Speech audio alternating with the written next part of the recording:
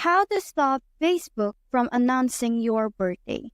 Now, everyone can admit that announcing your birthday on Facebook is quite embarrassing. Now, if you want to stop Facebook from announcing your birthday, all you have to do is to go to your profile icon on the upper corner right here and click on this edit profile right here.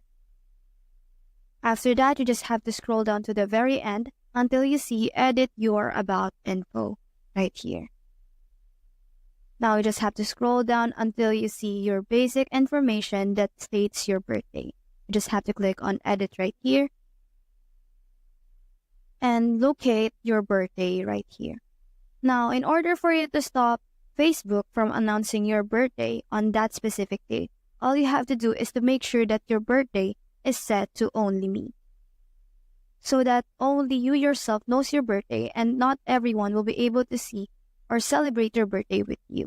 So you just have to tap on this button right here and set it to only me, as well as the year right here. And now you just have to hit on save afterward.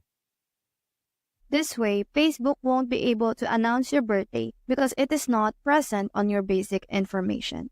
So that's how to stop Facebook from announcing your birthday. Hope we help.